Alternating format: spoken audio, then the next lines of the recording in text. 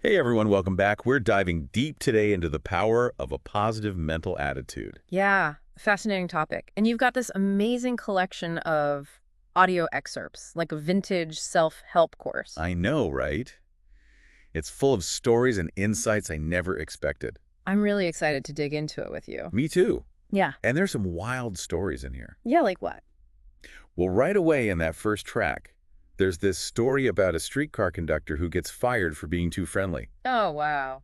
But here's the thing, it actually helps him launch a much more successful career. That's interesting. It makes you think, right? Like, what's the lesson there? Well, it really shows how much our mindset matters when it comes to job satisfaction. Yeah, two people could be doing the same job, but their experiences could be totally different. Exactly. It's all about how you choose to look at it. Like you can focus on the negative. Uncrypt it and focus on the positive. They actually use that analogy of a two-sided talisman. Oh, yeah, I remember that. One side's the negative mental attitude, the other's the positive one. It's about which side we're choosing, you know? Right, and that connects to what they call the stepping stone theory in track 2. Stepping stone, what's that about? Remember the housewife who dreamed of traveling the world? Mm-hmm. Well, she saw her daily chores as like stepping stones towards her goal. Interesting. Even like the mundane stuff became more exciting because she gave it purpose. I love that. Do you ever find yourself using that kind of like reframing in your own life? Oh, totally. Sometimes just changing how I think about a task makes a huge difference. It's so important to find that meaning in our work, even the routine parts. Absolutely. And then track 3 gets even deeper with this idea of inspirational dissatisfaction. Inspirational dissatisfaction. That sounds kind of like a paradox. It does, right? But they use Albert Einstein as an example. Oh, I see. Like how he wasn't satisfied with the existing scientific theories. Exactly. He was driven by this deep dissatisfaction, And that pushed him to keep searching for answers. which ultimately led him to his theory of relativity. It's not just complaining, though, right? It's about taking action. Yeah, that's a good point. Inspirational dissatisfaction is about channeling those feelings into something positive. Like a motivator for change. And speaking of dissatisfaction, remember the story of Clarence Lancer, the streetcar conductor? Vaguely. Remind me.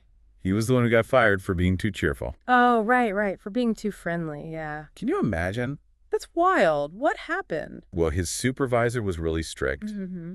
and thought Lancer's friendly demeanor was breaking some kind of company rule. Oh, come. But the funny thing is, getting fired actually turned out to be a good thing for him. What? How so? Track 5 reveals that he ends up having this super successful career in insurance sales. Interesting. I guess sometimes things happen for a reason. Right. Like he was this square peg in a round hole as a conductor. Oh, I see. It wasn't the right fit for him. Exactly. He was meant for something else. So those same qualities that got him fired Yeah, his warmth, his genuine interest in people. became his biggest assets in sales. Right. It makes you think about where you might be trying to force a fit in your own life. Like, are we in environments that actually support our strengths? Exactly. So track 6 sums up these key principles we've been talking about. About what? Like how we can choose to be satisfied, how setting big goals helps us achieve more, Right. and how that stepping stone theory can make even boring tasks feel meaningful. Makes sense. But then track 7 throws this whole new concept at us, a magnificent obsession. Magnificent obsession. Okay, now I'm really curious. It's based on a novel by Lloyd C. Douglas, Okay. and it's all about developing this like selfless desire to help others. Without expecting anything in return. Right, like giving for the sake of giving. And they call that a magnificent obsession. Yeah, which I thought was an interesting way to put it. It is. They share this story about an anonymous sinner who ends up donating $500,000 to the Boys Clubs of America. Wow, that's amazing. $500,000. I know, right? He was initially hesitant, but then something shifted in him. Sounds like a true change of heart. It really makes you think about the power of generosity. Definitely. Like maybe true happiness comes from giving, not getting. Track 8 gives another example, this time about a mother who loses her daughter. Oh, that's so sad. It is, but she finds a way to cope by devoting herself to the City of Hope National Medical and Research Center. So instead of dwelling on her grief She channeled her energy into helping others. and found a sense of purpose in that. Exactly. It's a pretty powerful example of how turning pain into a mission can be healing. Yeah, and you don't need to be wealthy to make a difference either. Right. Sharing our time, skills, even just kindness can have a huge impact. Absolutely. Like everyone has something to offer. That's a good point. Now, track 9 introduces us to Orison Swett Martin. Who's that? He went through some really tough times, lost his business, his manuscript, everything. Oh, wow. That's terrible. But he held on to this magnificent obsession of writing a book to inspire young people. So he never gave up, even after all that. Nope. And eventually, he published Pushing to the Front, and it was a huge success. That's incredible. Perseverance really pays off. And track 10 highlights how his book went on to be used in schools, businesses, all sorts of places. Wow, so one person's passion Yeah, it created this ripple effect, influencing so many others. makes you think about the power of sharing our own knowledge and experience. And then we have Dr. J.B. Rhine in track 11, who was obsessed with proving the existence of psychic phenomena. Psychic phenomena. That's pretty far out. I know, right? He faced so much skepticism and even ridicule. It takes guts to challenge what everyone else believes. Definitely. So track 12 grapples with a tricky question. Hmm. Can people with a lot of money truly have a magnificent obsession?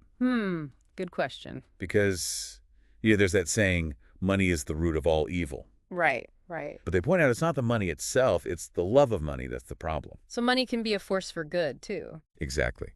And track 13 gives us an example with Andrew Carnegie, the millionaire who dedicated his life to philanthropy. Oh, yeah, like building all those libraries. Yeah, he believed that anything in life worth having is worth working for. And that knowledge should be accessible to everyone. So he used his fortune to create opportunities for others. Pretty inspiring. And then there's Michael L. Benetton in track 14, another successful oil man who believed in giving back. Really? What did he do? He saw himself as a trustee for his wealth, like it was his duty to use it responsibly. So not just about making money, but about making a difference. Right. And it brings us back to that idea that a positive mental attitude can attract success, but also a sense of purpose. Like, it's not all about what we have, but what we do with it. Track 15 takes us back to the Boys Clubs of America with Irving Rudolph. Him again. Well, his story really shows how these things come full circle. How so? He credits a boys' club with saving him from a life of crime, so he devoted his life to the organization. It's like someone else's kindness inspired him to be kind. Exactly. It shows you don't need tons of money to make an impact. Just a willingness to help others. And track 16 sums it all up, the core of a magnificent obsession. Remind me. Share yourself without expecting anything back. Believe everyone can help others. And remember that sharing actually multiplies what you have. Exactly. And withholding diminishes it. Makes sense. So now we're shifting gears a bit. The next set of tracks is all about raising your energy level Oh, that sounds interesting. Like getting more energized. and how a positive mental attitude plays a big part in that. It makes sense. When you're feeling positive, you have more energy. Right. So let's dive in and see what these next tracks have to say. Okay, I'm ready. Great. Because they offer some really practical advice on boosting our energy, both mentally and physically. Awesome. I could use some of that. Me too. Yeah. So track 17 kicks things off by focusing on exercise. Makes sense. Exercise gives you energy. Right. But they also bring in perspectives from the world of athletics. Well, they quote Vernon Wolf, a famous track coach, Okay. and he emphasizes that for athletes, training the mind is just as important as training the body. Oh, that's interesting. He uses the example of Roger Bannister, the first guy to run a mile in under 4 minutes. I've heard of him. It was considered impossible at the time. Right. But Bannister achieved it by relentlessly training his mind and body. Like he visualized his success. Exactly. He believed he could break that barrier, and he did. Pretty inspiring. I know, right? Have you ever faced a mental barrier like that in your own life? Oh, for sure. I think we all have those moments of self-doubt. Yeah, definitely. Yeah. It's all about recognizing those beliefs and challenging them. So what's next? Track 19 introduces Dr. Thomas Kirk Curitan, another fitness expert. This sounds intense. He's all about pushing yourself to the limit, like really testing your endurance. But isn't that dangerous? While he also emphasizes the importance of rest and recovery. Oh, okay. So it's about balance. Exactly. Pushing ourselves to grow, but also knowing when to take a break. I need to work on that, actually. I'm always pushing myself too hard. That's me too. Track 20 really hit home for me. Why is that? It asks, is it time to recharge your battery? Good question. How do you know when it's time? They have this checklist, like signs of fatigue, irritability, Yeah. trouble concentrating, feeling overwhelmed. Oh, yeah. Those are all definitely signs. It's like our bodies and minds are sending us signals. Saying we need to slow down. What are some things you do to recharge your battery? Honestly, sometimes I just need some quiet time, you know? Just to Ah. be alone with my thoughts. Yeah, peace and quiet can be so restorative. I also love spending time in nature That's a good one. and just doing things that bring me joy, you Yeah, that know? makes sense. It's different for everyone, finding what works for them. Yeah, but it's so important to make time for it. Absolutely. Now, we're back to that analogy of the subconscious mind as a battery. Oh, right, from earlier. Track 1 reminds us that we have this incredible source of energy inside us. But we need to know how to use it. Right. They paint this vivid picture of an electrical power plant. Powerful imagery. Like, our energy can be directed towards positive action. Or it can be wasted. And Track 2 brings in William C. Langell, an editor who points out that failures can waste just as much energy as successes take. What? Really? Yeah, it sounds counterintuitive. It does. But when you think about all the energy we put into things that don't work out. Yeah, it makes sense. And then Track 3 brings back Tommy Bolt, the golfer with the legendary temper. Oh, yeah. I remember him. He would get so angry on the course. This is almost entertaining to watch. But imagine how much energy he was wasting. He must have been exhausted after every round. But then he finds this prayer, the prayer of St. Francis. And that changes everything. Yeah, it's a prayer for peace and humility. And that helps him control his temper. Totally. It's a great example of how we can choose how we react to things. Like, we can let our emotions control us. Or we can find ways to manage them. What are some things you do to manage your emotions? Well, mindfulness has been really helpful for me, just becoming more aware of my thoughts and feelings. Yeah, I've heard that's helpful. It's not about denying our emotions, but about learning to observe them without judgment. That's a good point. It's easier said than done, though. Oh, definitely. And Track 14 has this great tip. If you want to feel a certain way, act that way. What do you mean? Like if you want to feel more courageous, act courageously. Interesting. So our actions can influence our emotions. Exactly. It's about aligning our behavior with our desired state of being. I like that. And Track 15 takes us back to athletics with Dawn Fraser. Another athlete. She was an Australian swimmer who used the principles from Think and Grow Rich to achieve a seemingly impossible goal, What was her goal? breaking the magic minute on the 100-meter freestyle. Wow. Did she do it? Yep. She didn't just train her body, she trained her mind too. Like she visualized her success. Exactly. And her story shows how powerful our thoughts and beliefs can be. If you believe we can do something, we're more likely to achieve it. Right. Now, the next section focuses on health and longevity. Important stuff. Track 1 emphasizes the importance of a positive mental attitude for good health and a long life. That makes sense. When you're positive, you're more likely to take care of yourself. And they talk about affirmations, Affirmations. like repeating positive statements to yourself. Yeah, oh, I see. Like every day in every way, I'm getting better and better. It sounds kind of cheesy, but I guess it could work. The idea is to influence your subconscious mind. Like reprogramming your thoughts. Track 2, though, talks about how a negative mental attitude can actually be harmful to your health. Oh, that's scary. They use this example of a widow who died the same day as her husband. Oh. It's a sad story, but it shows how powerful our thoughts and emotions can be. It's a reminder to be mindful of what we're thinking and feeling. Exactly. And Track 3 emphasizes that we always have something to live for. Even when things are tough. Even then. It's about finding that purpose, that thing that keeps us going. And they share a story about Rafael Correa, who was declared clinically dead, but then revived. Amazing, right? What happened? He said he had this profound spiritual experience while he was dead. Wow, that's powerful. It shows the resilience of the human spirit and the power of belief. And maybe even the power of the subconscious mind. Track 4 reminds us about the role of inspirational books in nurturing a positive mental attitude. Oh, yeah, like self-help books and stuff? They specifically mention the Bible, science and health with Key to the Scriptures, and of course, the book we're exploring here. It's true, books can be really inspiring. Have you found that reading inspirational books has helped you? Definitely. They offer so much wisdom and guidance. Track 5 talks about how to use those books effectively, not just reading them passively. Like how to apply the ideas to your own life. Exactly. They even share this story about a British regiment in World War I who found strength in the 91st Psalm. Wow, words can be so powerful. Right. And Track 6 reminds us that our health is a precious asset, something to be cherished. Good health is definitely something to be grateful for. They contrast this with the story of a wealthy businessman who regretted sacrificing his health for money. Sad, but it happens. It's a reminder to find balance in life. So we need to take care of our physical health, too. Definitely. And track 7 introduces John D. Rockefeller, who retired early due to health problems. The oil tycoon. Yep. But then he dedicated himself to improving his health and ended up living a long life. So it's never too late to make a change. Exactly. He took a holistic approach, focusing on sleep, diet, exercise, even spirituality. Sounds like a good plan. Track 8 stresses the importance of health education. Like knowing how to stay healthy. Yeah, because ignorance about hygiene and healthy practices can lead to preventable illnesses. That's true. We have access to so much information these days, we need to use it wisely. Absolutely. We can't just hope for the best. Now, track 9 tackles the issue of alcoholism. A tough topic.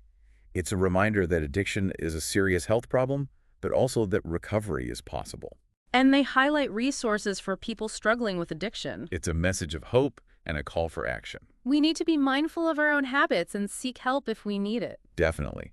Track 10 emphasizes the importance of seeking professional medical advice. Makes sense. You can't always self-diagnose. Right.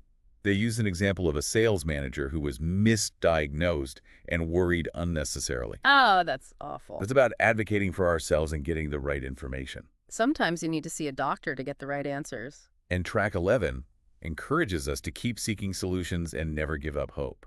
Especially when it comes to health challenges. They share a story about another sales manager who overcame a serious leg injury. Wow, how did he do that? By following medical advice, sticking to his treatment plan, and staying positive. It's amazing what you can overcome with the right mindset. And track 12 shifts the focus to safety and accident prevention. Important, but kind of random. Well, they tie it back to a positive mental attitude by emphasizing a safety-first mindset. Oh, I see. Like being proactive about preventing accidents. Exactly. They use the example of the Hoover Dam, which sadly had many fatalities during construction, A reminder that safety is crucial. and that it's everyone's responsibility. Not just individuals, but companies and communities too. Track 13 brings up the idea that health can be influenced by both physical and psychological factors. Like how your mind can affect your body. Right. They talk about a high school girl who experienced back pain before exams. Interesting. It was probably stress-induced. Exactly. It shows the interconnectedness of mind and body. We need to think about health in a holistic way. So, track 14 brings us to happiness. Finally. Happiness is a good thing. And they emphasize that we can actually attract happiness into our lives. What do you mean? They quote Abraham Lincoln. People are about as happy as they make up their minds to be. So it's a choice. Yeah. It's about our mindset and how we choose to see the world. Interesting. I'm starting to see a theme here. Me too. Track 15 shares the story of Helen Keller. Oh, wow, she's amazing. Despite being deaf and blind, she lived a joyful and fulfilling life. That's incredible. How is that possible? She focused on gratitude and the good things in her life. And she didn't let her challenges define her.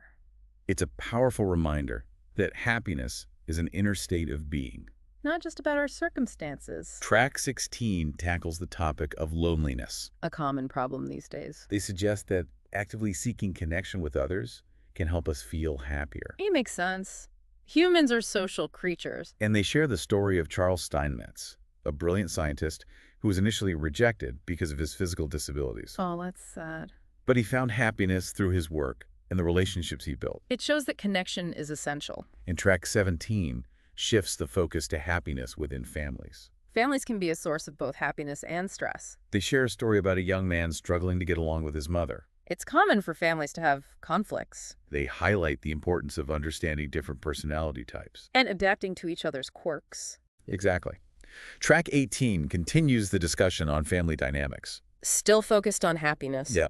It's about understanding and empathy in parent-child relationships. I think that's crucial for any family. They use the example of a family who doesn't understand their daughter's passion for music. Oh, that's tough. It's important to support your kids' interests. And to recognize that everyone is different. What's the takeaway from all of this? Track 19 sums it up nicely. Strive for understanding in all your relationships. That's good advice. They share a story about a successful but unhappy man who failed to connect with his children Why not? because he didn't make an effort to understand their perspectives. That's sad. Communication is so important. It is. And now, track 20 brings us full circle, back to inspirational dissatisfaction. Oh, right. From earlier. It starts with a powerful quote.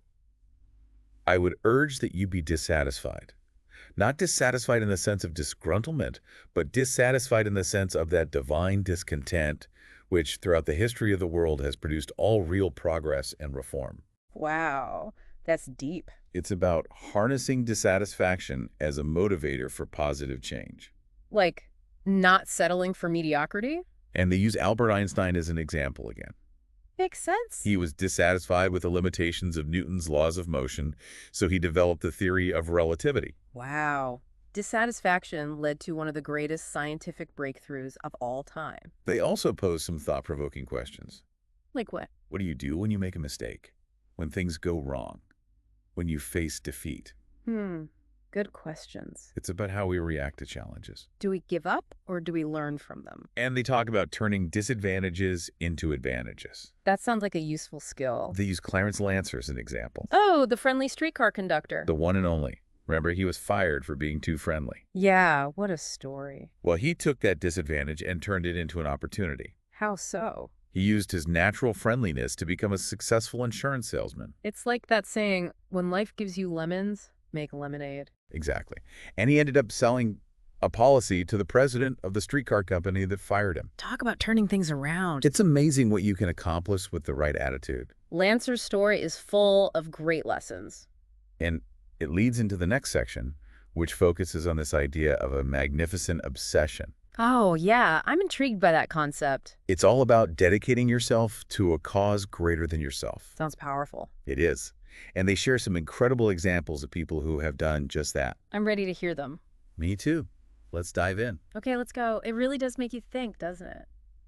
What other amazing things could we achieve if we just believed in ourselves a little more? I mean, so many of us hold ourselves back with those self-imposed limitations. Exactly. And we may never even know what we're truly capable of. It's like we're standing in our own way. Definitely something to think about. For sure. Okay, ready to move on to the next section? Yeah, what's up next? Well, this next part dives into a topic that's incredibly important to all of us. Health and longevity. Can't argue with that.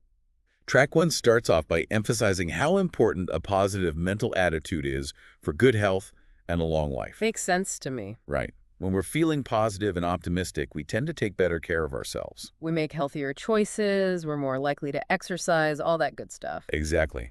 They even highlight the power of affirmations. Affirmations? Like what? Like repeating positive statements to yourself, Oh, right. The classic one is, every day in every way, I'm getting better and better. It sounds a little cheesy, I'll admit. I know, but there's actually some research that suggests it can really work. Oh, so? The idea is that by repeating those positive statements, you can influence your subconscious mind. Interesting, like you're reprogramming your thoughts. Track 2 flips that around, though, Yeah. and looks at how a negative mental attitude can actually be harmful to your health. Okay, now that's a little scary. They use this rather stark example of a widow who died on the same day as her husband.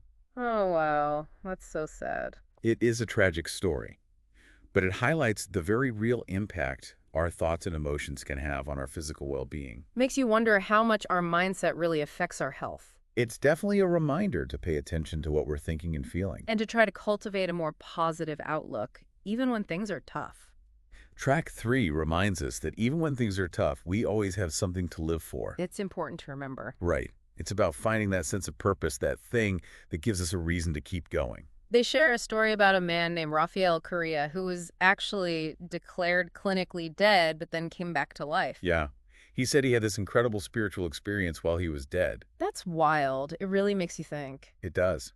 And it shows that even when things seem hopeless, there's always reason to hope. And that the human spirit is capable of amazing things. Now, track 4 brings us back to the role of inspirational books in fostering a positive mental attitude. Oh, yeah. Books can be so powerful. They mention some classics, the Bible, Science and Health with Key to the Scriptures, and of course, the book we're exploring right now. Have you found that reading inspirational books has helped you in your life? Oh, definitely. They offer wisdom, guidance.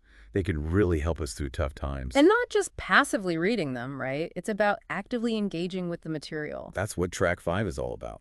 Interesting. How do they suggest we do that? They talk about using inspirational books as tools for self-reflection, growth, Oh, I see. They even use this fascinating example of a British regiment in World War I who found strength and protection in the 91st Psalm. Wow, that's amazing. It's a reminder that words have power and the messages we choose to focus on can have a profound impact on us. So it's about choosing wisely. Exactly. And track 6 shifts the focus back to health, reminding us that it's one of our most valuable assets, something to be cherished and protected. For sure. They contrast this with a story about a wealthy businessman who deeply regretted sacrificing his health in pursuit of financial gain. That's a cautionary tale for sure. It is. It's about finding balance and recognizing that neglecting our health will ultimately undermine our happiness and success. You can have all the money in the world, but if you don't have your health. Exactly. It's all for nothing. So what's the alternative? Well, track 7 introduces us to John D. Rockefeller, The oil tycoon. the one and only.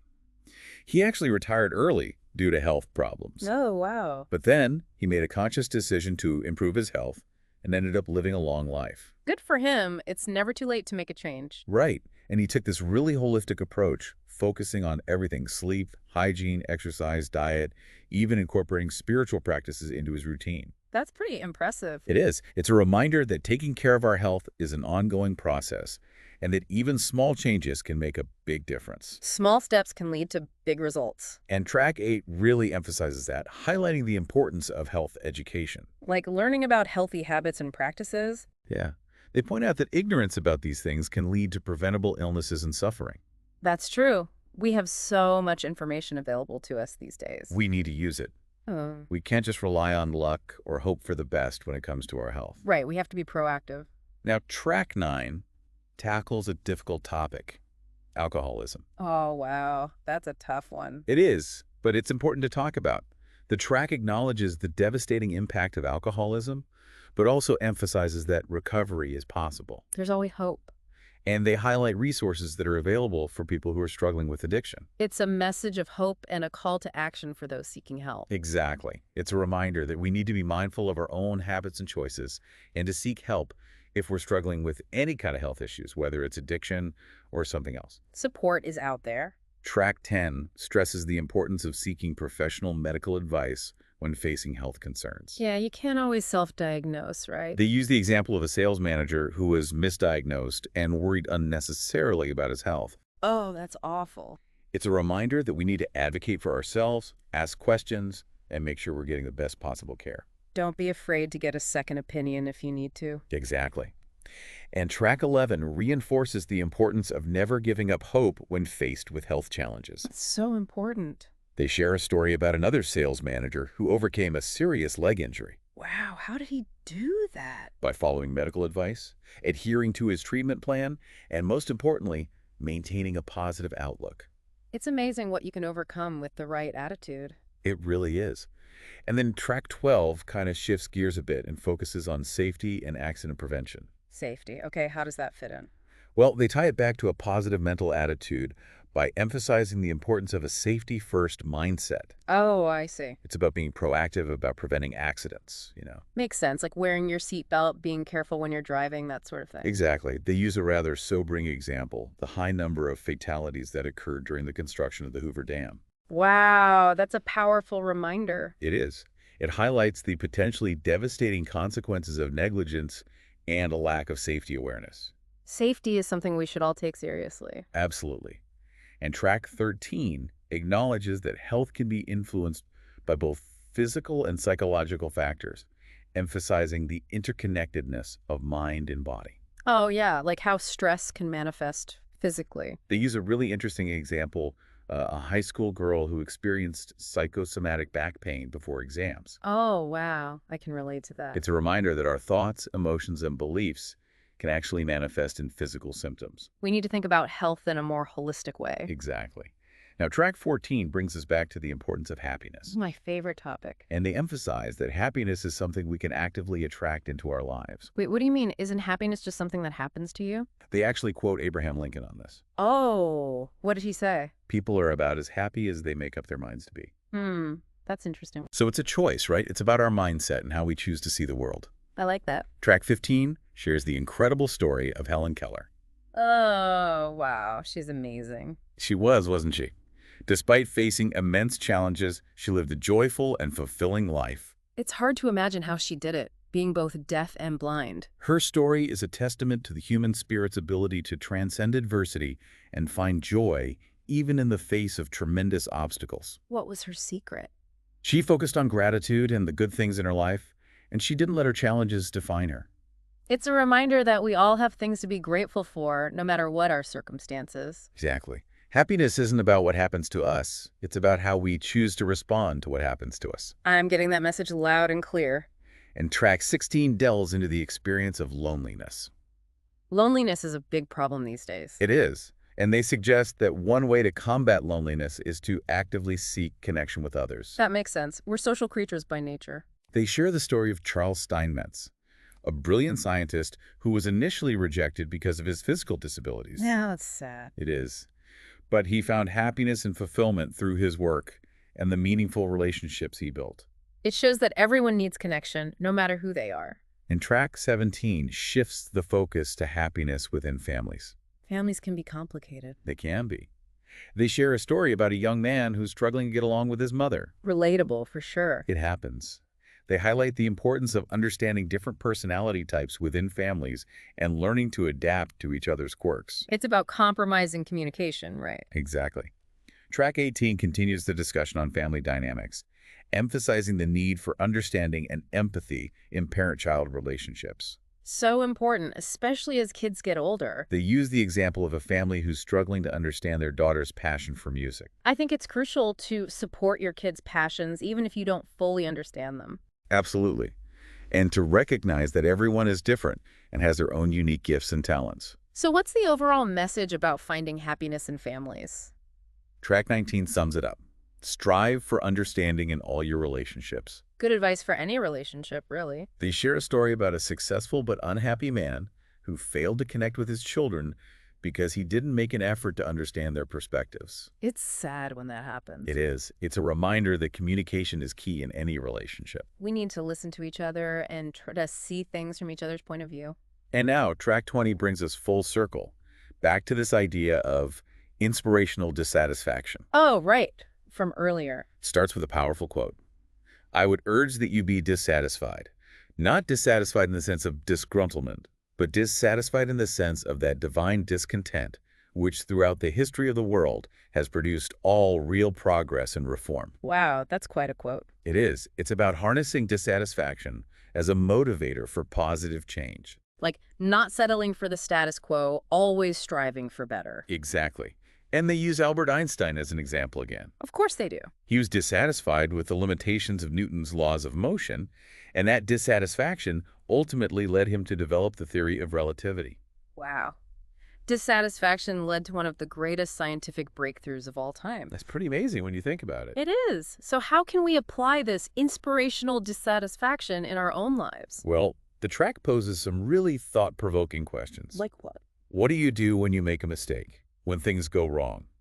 When you face defeat? Those are tough questions. They are. But they're also really important questions to ask ourselves. Because it's all about how we react to challenges. Exactly. Do we let them defeat us, or do we learn from them and come back stronger? Resilience is a key part of a positive mental attitude. And then they talk about turning disadvantages into advantages. Oh, I like that. They use Clarence Lancer as an example. Well, his story is just full of great lessons. Remember, he was fired for being too friendly. Hard to forget that one. Well, instead of letting that defeat him, he used his natural friendliness to become a successful insurance salesman. It's like when life gives you lemons, make lemonade, right? Exactly. And he ended up selling a policy to the president of the streetcar company that fired him. That's amazing. Talk about a comeback. It's all about perspective, isn't it? It really is. And it leads us perfectly into the next section, which focuses on this fascinating concept of a magnificent obsession. I'm excited to dive into that. Me too. Let's hear what they have to say about it. Yeah, Tommy Bolt, the golfer, he was notorious for his temper. Oh, yeah. He had some epic meltdowns on the course. It was like he was battling his own inner demons as much as he was battling the golf course. Yeah, I bet it totally affected his game. Oh, definitely. All that anger and frustration, it's got to drain your energy. But then he discovered the prayer of St. Francis. That's a beautiful prayer. And it seemed to really change his perspective. It calmed him down. Yeah, and his game actually improved. It's amazing what a shift in mindset can do. It really is. It's a good reminder for all of us, really. To find ways to manage our emotions and channel our energy in a positive direction. Absolutely. Now, track 15 brings us back to the world of athletics, with the story of Dawn Fraser. She was an incredible swimmer, She really was. She used those principles from Think and Grow Rich to achieve her goal of breaking the magic minute in the 100-meter freestyle. a goal that many people thought was impossible. But she believed she could do it. And she trained her mind just as hard as she trained her body. And in the end, she achieved her goal. It's a beautiful illustration of how powerful our thoughts and beliefs can be. They really can shape our reality. So what impossible goals are we holding ourselves back from achieving? What dreams have we given up on because we've convinced ourselves they're out of reach? It's definitely something to think about. Maybe we're capable of more than we realize. Maybe we all have a magnificent obsession waiting to be discovered. And maybe this dope dive has given us the tools and inspiration to start pursuing those dreams. I hope so.